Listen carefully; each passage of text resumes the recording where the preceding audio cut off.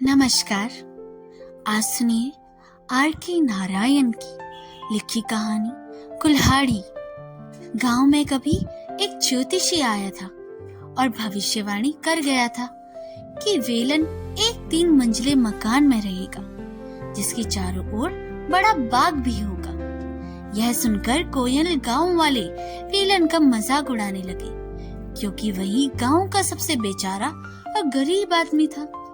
उसके पिता के पास जो थोड़ी बहुत जमीन जायदाद थी वह उसने गिरवी रख दी थी और अब उसका पूरा परिवार दूसरों की जमीनों पर बहुत थोड़े पैसों पर काम करने लगा था। वेलन को जरूर 3 मंजिला घर मिलेगा। वाह, उसका मजाक उड़ाने वाले कहते, लेकिन 30-40 दिन बाद यह ज्योतिषी उन्हें मिलता तो वो उसे बिल्कुल सच से भविष्यवाणी करने के लिए जरूर शाबाशी देते। मालगुड्डी कस्बे के एक सिरे पर बने महल नुमा कुमार बाग का वह अकेला निवासी हो गया था। वेलन जब 18 वर्ष का हुआ उसे घर छोड़ दिया। उसके बाप ने दोपहर का खाना देर से लाने के लिए एक दिन उसे चाटा मारा। जब बहुत से लोग आसपास खड़े थे, वेलन ने खाने की टोकरी जमीन पर रखी, एक क्षण घूरकर बाप की ओर देखा और लौट पड़ा। घर न जाकर वह सड़क पर ही चलता रहा, तब तक चलता रहा जब तक शहर न पहुंच गया। 2 दिन तक वह भूखा प्यासा रहा, भीख मांगकर खाता रहा और मालगुड़ी पहुंचकर बहुत ठोकरे खाने के बाद एक बूढ़े के साथ बाग लगाने में उसकी मदद करने के लिए उसके साथ रहने लगा। बाग अभी बूढ़े के दिमाग में ही था, जमीन पर नहीं उतरा था। जमीन जरूर काम यही था कि एक एक करके इन पेड़ पौधों को साफ करे। कड़ी धूप में हर रोज वह हाथ को उनसे साफ करता रहता था। धीरे धीरे जंगल साफ हो गया और फुटबॉल के समतल मैदान में बदल गया। उसकी 3 दिशाओं में बाग की सरहद बनाई गई और एक तरफ घर बनाने की योजना बनी। जिस समय आम के पेड़ों में बोर आने शुरू हो गए और घर बनाने का काम भी शुरू हो गया। फिर जिस समय नीम के पेड़ों में कुछ दूर तक किल्ले फूटने लगे, तब मकान की दीवारें भी उठनी शुरू हो गई। सामने पार्क में तरह तरह के फूल बो दिए गए थे जो एक दिन खिलकर चारों ओर लहराने लगे। अब वेलन को दीवार बनाने वालों के साथ प्रतियोगिता करनी पड़ती थी क्योंकि मालिक बूढ़ा अचानक बीमार हो गया और वह प्रमुख माली बन गया था। वेलन को अपने पद और दायित्व पर गर्व होने लगा। वह मकान बनाने वालों को काम करते ध्यान से देखता और पौधों को पानी भी पिलाता और फुसफुसाकर कहता, बच्चों अब तेजी से बढ़ना शुरू करो, मकान रोज बनता जा रहा है। वह अगर हमसे पहले तैयार हो गया तो लोग हम पर हंसेंगे। वह पेड़ों में खाद डालता, जो जड़ों को हवा देता, डालियों को कतरता और रोज 2 बार पानी तर तर करके लगाता कि वह प्रकृति से खेल रहा है और प्रकृति भी उसके इशारे पे चल रही है। मालिक तथा उसके परिवार जब यहाँ साथ रहने आया तो उसे एक शानदार बाग उनको सपुत्र कर दिया। घर के ऊपर एक गुम्बद भी आसमान में खड़ा था। छज्जे नक्शादार लकड़ी से सजी थी। चिकने गोल खंबे, बड़े बरामदे, संगमरमर के चौकोर धारियों में लगे फर्श, बड़े बड़े एक के पीछे दूसरे फैले हॉल, सब मिलाकर भवन इतना शानदार होकर निखर आया था कि वेलन स्वयं को प्रश्न करता, क्या कोई जीवित प्राणी इसमें रह सकता है? मैं सोचता था कि ऐसे भवन स्वर्ग में ही होते होंगे। जब उसने रसोई और भोजनालय देखी तो बोला, यहाँ तो पूरा गांव भोजन कर सकता है। ठेकेदार के सहायक ने उसे बताया, हमने तो इससे भी बहुत ज्यादा बड़े भवन बनाए हैं जो 2 लाख के बने होंगे। यह मकान तो कुछ भी नहीं है, इसमें तुम्हारे मालिक का ज्यादा से ज्यादा 1 लाख लगा होगा। औसत मकान से यह कुछ बड़ा ही है। और क्या। अपनी कोठरी में लौटकर वेलन इस मकान के विस्तार, शोभा और खर्च के बारे में देर तक सोचता रहा। उसका सिर चकराने लगा। फिर वह नीम के उग रहे पौधों के पास गया और उसे पकड़कर कहने लगा, तेजी से बढ़ो छोटी मियाँ, कम से कम मेरी ऊंचाई तक तो पहुंची। मैं तुम्हें अपनी उंगलियों से पकड़कर हिला सकता हूँ। उगो बढ़ो मोटे हो जाओ, इतना चौड़ा करो कि 2 जोड़ी हाथ उसे घर घेर सके। ऊपर उठो, फैलो, इस महल के साथ खड़े होने योग्य विशाल बनो, नहीं तो मैं तुम्हारी जड़ उखाड़ कर फेंक दूंगा। नीम का पेड़ जब इस कल्पना के आसपास पहुंचने लगा तो भवन को एक विशेष गरिमा प्राप्त होने लगी। साल दर साल की गर्मी और मानसून ने उसके दरवाजों और खिड़कियों का रंग रोगन जो पहले चमकता रहता था फीका कर दिया। लकड़ी की कारीगरी टूटने लगी और दीवालों का असली रंग उड़कर उनकी जगह तरह तरह के धब्बे और चित्तियां उभरने लगी। भवन की शोभा कम होने लगी और यह ज्यादा मानवीय लगने लगा। नीम की ढालियों में सैकड़ों तोते, मैना और अनेक नामहीन पक्षी रहने लगी। उसकी छाया के नीचे मालिक के पड़ पोते और अभी भी युवा पोते खेलते और लड़ते झगड़ते थे। मालिक छड़ी हाथ में लिए घूमता रहता। मालकिन जो गृह प्रवेश के दिन बड़ी शान बान से मोटी तंदुरुस्त इधर उधर घूमती फिरती थी, अब सूख कर बुढ़िया हो गई, बाल सफेद पड़ गए और बरामदे में कुर्सी पर बैठी उदास आंखों से पेड़ों को देखती रहती। खुद वेलन भी बहुत ज्यादा बदल गया। अब उसे बाग की देखभाल में अपने सहायकों पर निर्भर रहना पड़ता था। उसे माँ बाप, बीवी और 14 में से 8 बच्चे मर चुके थे। उसने अपनी घरेलू जायदाद वापस ले ली, जिसे अब उसके बेटे दामाद संभालते हैं। वह पोंगल, नववर्ष और दिवाली के दिनों में गांव जाता था और अपने साथ हमेशा नाती पोता ले आता था, जो सब उसे बहुत प्यारे लगते थे। वेलन अब बड़ी पूरी संतुष्टि और प्रसन्न था। जीवन से उसकी कोई मांग नहीं थी। उसके मालिक का परिवार भी शांतिपूर्वक जीवन बिता रहा था। ऐसा नहीं लगता था कि जीवन की ये खुशियां किसी दिन खत्म हो जाएगी।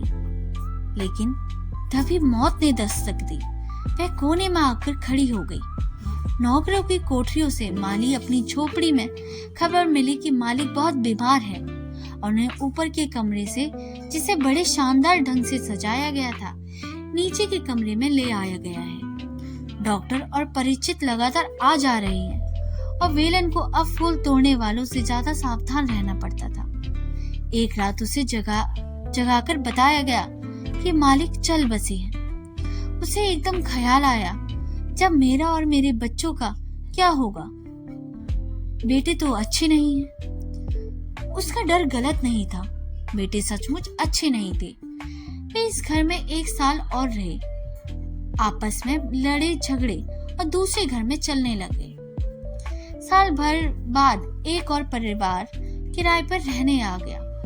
वेलन को देखते ही उन्होंने कहा, बूढ़े माली, हमारे से कोई चालबाजी मत करना। हम जानते हैं तुम लोग कैसे होते हो। ठीक से नहीं रहोगे तो निकाल दिए जाओगे। वेलन की जिंदगी असहाय होने लगी। इन लोगों के बगीचों का शौक नहीं था। वे फूलों की क्यारियों पर चलते, बच्चे पेड़ों पर चढ़कर कच्चे फल तोड़ते रहते और बगीचों की पगडंडियों पर गड़े खोद डालते। वेलन को इन्हें मना करने का साहस नहीं होता था। वे उसे बाहर चलते, दूसरे काम धंधों पर भेजते, गाय धुलवाते, हुक्म चलाते और बाग का काम कैसे किया जाता है इस पर भी भाषण देते। उसे अब इस काम से चिढ़ होने लगी। वह सोचने लगा कि नौकरी छोड़कर गांव चला जाए, लेकिन यह विचार आया उसके लिए असहाय था। वह अपने पेड़ पौधों के बिना नहीं रह सकता था, लेकिन भाग्य ने उसका साथ दिया। किराएदार चले गए। कई वर्षों तक खाली पड़ा रहा। उसे ताला लगा दिया गया था। कभी कभी मालिक का कोई बेटा आता और बाग में घूम घाम कर चला जाता। फिर उनका आना भी बंद हो गया। वे मकान की चाबी वेलन को ही दे गए। कभी कभी कोई किराएदार आता, मकान खुलवा कर देखता और यह कहकर चला जाता, यह तो काफी टूट फूट हो चुका है। दीवारों का प्लास्टर झड़ रहा है। दरवाजों और खिड़कियों का रंग रोगन बिल्कुल उतर चुका है। एक आध टुकड़ा कहीं रह गया है। दीमक ने अलमारियां खा डाली हैं। 1 साल बाद दूसरा किराएदार आया, फिर तीसरा, फिर चौथा। कुछ महीनों से ज्यादा यहाँ कोई नहीं रहता। फिर इसके बारे में लोग कहते, यह मकान तो भूतिया है। मालिक उन्हें यह देखने के लिए आना बिल्कुल बंद भी कर दिया। वेलन अब पूरी तरह इसका मालिक हो चुका था। चाबियां उसी के पास रहती थी। वह बूढ़ा भी हो रहा था। यद्यपि वह काम में लगा रहता, रास्तों पर घास उग गई थी। सामने के बाग में फूलों और पेड़ पौधों के इर्द गिर्द कांटों की झाड़ियां उग आई थी। फलों के पेड़ जरूर नियम के फलों की बौछार करते रहते थे, इसलिए मालिकों ने फलों का बाग 3 साल की लीज पर किसी को दे दिया। अब वेलन भी बहुत वृद्ध हो गया था। उसकी झोपड़ी में छेद हो गए। उसमें नया फुलाव भरने की उसमें शक्ति नहीं रही। इसे वह उसे छोड़कर मकान के सामने वाले बरामदे में रहने लगा। बरामदा काफी बड़ा था और फर्श पर संगमरमर लगी हुई थी। बूढ़ा यहाँ तो नहीं रह सकता था। चूहे चमगादड़ों से यहाँ रहना उसे ज्यादा अधिकार था। साल में एक आध बार कभी मूड होता तो वह कमरे में खोल कर उनकी सफाई धुलाई करता। फिर उसे यह करना भी छोड़ दिया। इन बातों की चिंता करने के लिए वह बहुत बूढ़ा हो चुका था। साल गुजरते गए, कोई परिवर्तन ही नहीं हुआ। मकान को भूत बंगला कहा जाने लगा और लोग इसके पास फटकने से भी बचने लगे। वेलन को इस स्थिति में कोई शिकायत नहीं थी। उसके लिए यही ठीक था कि 3-4 महीने बाद वह अपने बेटे को शहर भेजता और मालिकों को तनख्वाह ले आया। यह इस प्रकार अनंत काल तक चलता रहा। लेकिन एक दिन एक कार फाटक पर आकर रुकी। उसने हॉर्न बजाया। वेलन चाबियां लेकर वहां पहुंचा। तुम्हारे पास चाबियां हैं? फाटक खोलो। कार के भीतर किसी का हुक्म आया। बगल में एक छोटा दरवाजा है। वेलन ने धीरे से कहा, फाटक खोलो कार के लिए। वेलन भीतर के एक फावड़ा उठाकर लाया और फाटक के आगे पीछे जमी घास फूस और मिट्टी को साफ करने लगा। फिर जंग लगा। दरवाजा खटखट करता रहा और धीरे धीरे खुलने लगा। उससे सब दरवाजे और खिड़कियां खोल दिए और हर हिस्से का बारीकी से मुआयना करने लगे। तुमने देखा, गुंबदों में दरारें आ गई हैं। दीवारें तो चटक ही चुकी हैं। कोई उपाय नहीं है। अगर हम छींचों को ध्यान से तोड़े तो कुछ सामग्री को बाद में इस्तेमाल किया जा सकता है। लेकिन मुझे लगता है लकड़ी की चीजें भी भीतर से पोली हो चुकी हैं। ईश्वर ही जानता है कि किस पागलपन के तहत पुराने लोग ऐसे मकान बनाते हैं। फिर उन्हें बगीचा को दौर किया और कहा, इस जंगल की कोई हर चीज साफ करनी होगी। यहाँ कुछ नहीं रहना चाहिए। एक लंबे चौड़े आदमी ने वेलन की ओर देखकर कहा, तुम यहाँ के माली लगते हो। हम बाग की कोई जरूरत नहीं है। बाउंड्री पर 4-6 पेड़ों को छोड़कर बाकी सब पेड़ काटने होंगे। जरा भी जगह बेकार नहीं करनी है। और यह फूलों का बगीचा ठीक है, पर यह पुराने ढंग का है और इसके अलावा सामने का हिस्सा तो बिल्कुल बेकार ही नहीं किया जा सकता। एक हफ्ते बाद पुराने मालिक का बेटा आया और वेलन से कहा, तुम्हें अब गांव वापस जाना होगा। हमने यह कंपनी को घर बेच दिया है। उन्हें बगीचे की जरूरत नहीं है। वे फलों को के पेड़ भी काट रहे हैं। लीज वाले को उसे भुगतान कर देंगे। वे बगीचा और इमारत दोनों खत्म कर देंगे। इस जमीन पर वे छोटे छोटे बहुत से मकान बनाएंगे। घास के एक पत्ते के लिए जगह नहीं छोड़ेंगे। अब यहाँ जबरदस्त काम धाम शुरू हो गया है। बहुत से लोग आने जाने लगे और वेलन अपनी झोपड़ी में रहने लगा। जब थक जाता तो लेट कर सो जाता। बाकी समय बाग में टहलकर अपने लगाए पेड़ पौधों को देखता रहता। उसे 15 दिन का समय दिया गया था। अब हर क्षण उसे कीमती महसूस होता और वह इन पेड़ पौधों को के साथ आखिरी सेकंड तक बना रहता। लेकिन नोटिस दिए जाने के 2 दिन बाद एक दोपहर जब झोपड़ी में पड़ा उग रहा था, अचानक कुल्हाड़ी की आवाज सुनकर जाग उठा। उसके कानों में किसी बहुत सख्त चीज पर पड़ती कुल्हाड़ी की खटखट सुनाई देने लगी। वह उठा और बाहर दौड़ा। देखा कि 4 आदमी नीम के चौड़े तने पर कुल्हाड़ियों से चोट कर रहे हैं। रुको, इसे मत काटो, वह जोर से चीखा और डंडा उठाकर काटने वालों को मारने दौड़ पड़ा। उन्होंने आसानी से सामने का वार बचा लिया और पूछने लगे, लेकिन बात क्या है?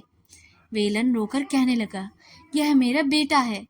इसे मैंने बोया है और मैं इसे बहुत प्यार करता हूँ, इसे मत काटो। लेकिन यह तो कंपनी का हुक्म है, इसमें हम क्या कर सकते हैं? हम बात नहीं मानेंगे तो हमें निकाल दिया जाएगा और दूसरे लोग आकर इसे काटेंगे। वेलन कुछ देर सोचता रहा, फिर बोला, तुम मेरे लिए इतना तो कर ही सकते हो, मुझे थोड़ा सा वक्त दो। मैं अपना सामान बांध कर यहाँ से चला जाऊंगा, इसके बाद जो चाहो वो करना। मजदूरियों ने कुल्हाड़ियां रख दी और बैठ गए। वेलन पोटली बांधकर बाहर आया और बोला, तुमने इस बूढ़े पर बड़ी कृपा की है। फिर नीम को देखकर आंसू पोंछा और कहा, भाई, जब तक मैं बहुत दूर निकल जाऊं, तब तक मत काटना।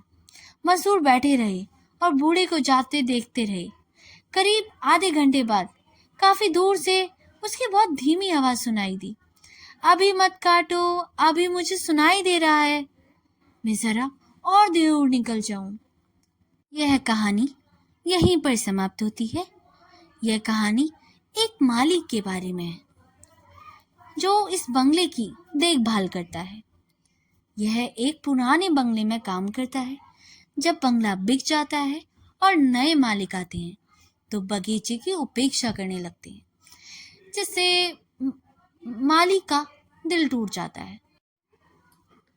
अगर आपको ये स्टोरी अच्छी लगी हो तो इसे लाइक, सब्सक्राइब और शेयर करना ना भूलिएगा। मिलते हैं अगली कहानी में, तब तक के लिए धन्यवाद।